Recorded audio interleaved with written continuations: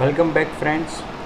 जैसा कि मैंने आपको बताया था कि नेक्स्ट वीडियो में मैं आपको बफर्ड रीडर के द्वारा कैसे रीड कर सकते हैं वो बताऊंगा।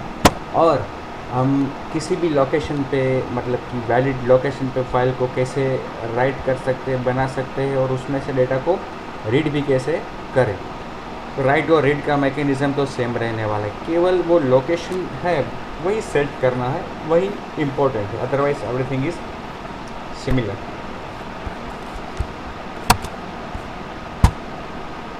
सो रीड करने की बात कर रहे थे ना हम कि अब देखो यहाँ पे क्या होता है कि आप जितने बाइट्स है उतने बार रीड कर रहे हो, उतने रीड ऑपरेशंस परफॉर्म कर रहे हो। अब इसके बजाय हम बफर का यूज़ कर सकते हैं, बफर रीडर का यूज़ कर सकते हैं। और बफर रीडर में actually it is a bridge string. So उसको बनाते वक्त भी आपको थोड़ा ध्यान रखना है। यहाँ पे बफर्ड रीडर या फिर बफर्ड इनपुट स्ट्रीम भी यूज़ कर सकते हैं। Buffered reader is equal to new B R रखता हूँ, न्यू बफर्ड रीडर FIS।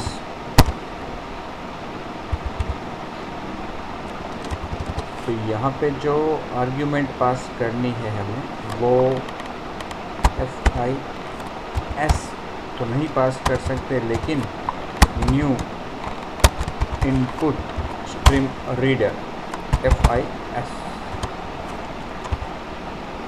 क्योंकि ये जो FIS है वो फाइल इनपुट स्ट्रीम है, बाइट स्ट्रीम्स। बफर रीडर वो कैरेक्टर स्ट्रीम का क्लास है। तो ये दोनों के बीच में ब्रिज का काम करती है इनपुट स्ट्रीम रीडर। आपने जहाँ में पढ़ा होगा इसको, input stream reader, output stream writer. It is a bridge between byte stream and character stream, okay, to pass data. तो अब बफर रीडर के द्वारा रीड करना है तो आपका काम बहुत ही आसान हो जाएगा। अभी तो एप्लीकेशन यहाँ पे इंस्टॉल हो रही है, तो पिछला कोड जो है उसका आउटपुट हमें दिखाई देगा, वो हम देखेंगे। लेकिन बफर रीडर के द्वारा कैसे रीड करें, अब उसके लिए आपको इंटीजर की आवश्यकता नहीं है। स्ट्रिंग लेना है, स्ट्रिंग सपोज लाइन नाम दे दो उसको, ओके। और फिर एक काम करते हैं, इस पूरे कोड को ही कमेंट कर देते हैं, इसको यहाँ से लेकर यहाँ तक, ओके। और ये जो कोड है वो कौन सा है, read a byte at a time, okay. देखो एप्लीकेशन रन हो गई, तो पिछला जो आउटपुट था वो हमें देखने को मिलेगा। ये वो फाइल हमने रीड की, ठीक है। अब यहाँ पे स्ट्रिंग बफर लिया है और एक string line, okay.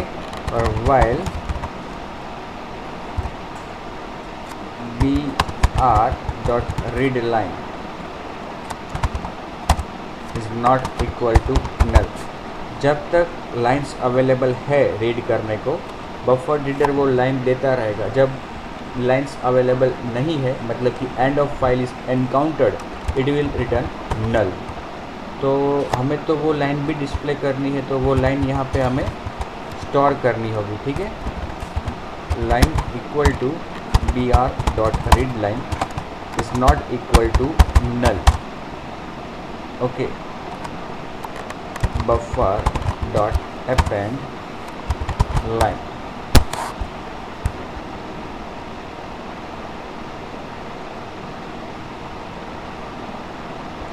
Sorry read line. बस फिर तो बफर को ही डिस्प्ले करना है आपको, जो आपने यहाँ पे ऑलरेडी किया हुआ है।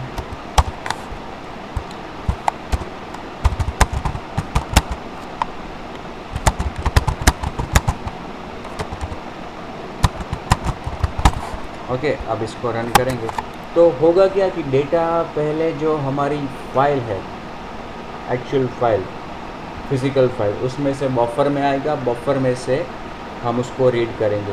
तो जो एक्चुअल फिजिकल रीड ऑपरेशंस है वो कम हो जाएंगे।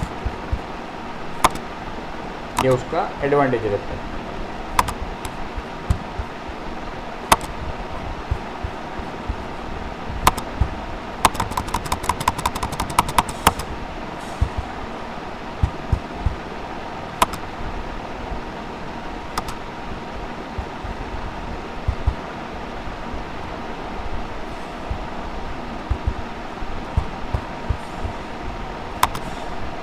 देखो ये अपनी फाइल्स, जो फाइल्स हमने बनाई थी सभी फाइल्स आ गई हैं।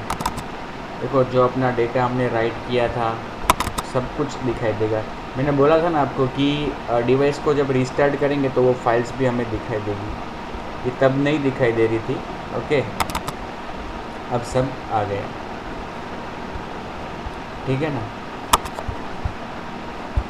जो डेटा हमने राइट किया था वो, और अभी हम जो रीड कर रहे हैं वो इस फाइल में से रीड कर रहे हैं, इस फाइल में से। ओके, और यहाँ पे मैं अगर नहीं कुछ लिखता हूँ, ठीक है।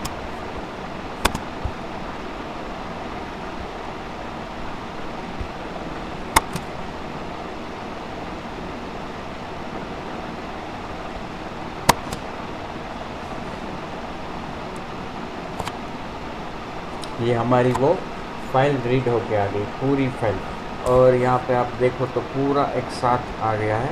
ओके, उसमें हम लाइंस बाय लाइंस पूरी लाइन रीड हुई है। तो उस डेफिनेशंस वाली फाइल में और कुछ ज़्यादा तो है नहीं, क्योंकि पूरा एक लाइन एक साथ ही उसमें आएगा। स्लैश एन को वो कर रहा है, मतलब अवॉइड कर रहा है। तो इसकी जगह पे हम अपनी जो फाइल है NJS Demo1 इसको रीड करवाए।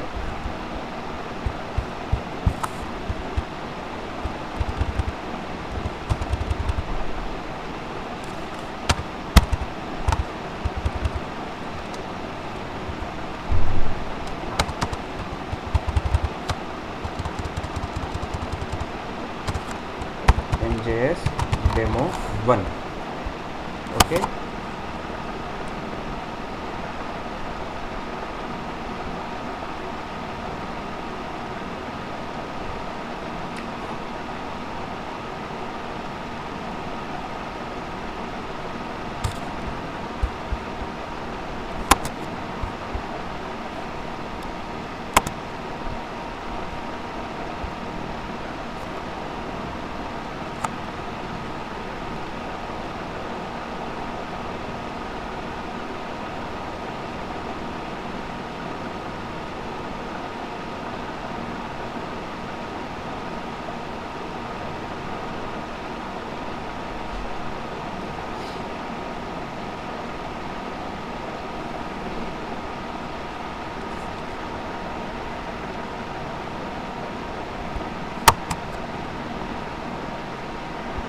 देखो पूरा एक साथ आ गया। ये एक्चुअली ऐसा नहीं होना चाहिए। Buffered reader at a line at a time reads a line. उसमें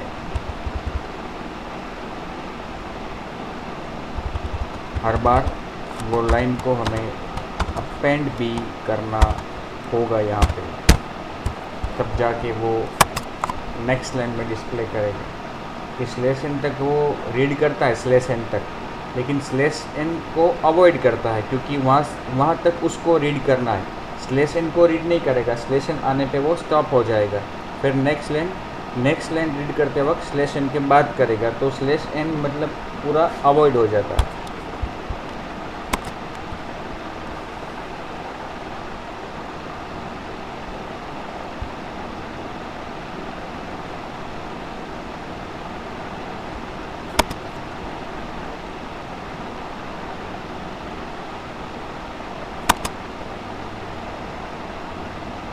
ठीक है, उसी तरह से जो फाइल पहले हमने ओपन की थी, अगर उसी को दोबारा पढ़े तो अब हमें वो नेक्स्ट लाइंस जो भी है वो लाइंस देखने को मिलेगी।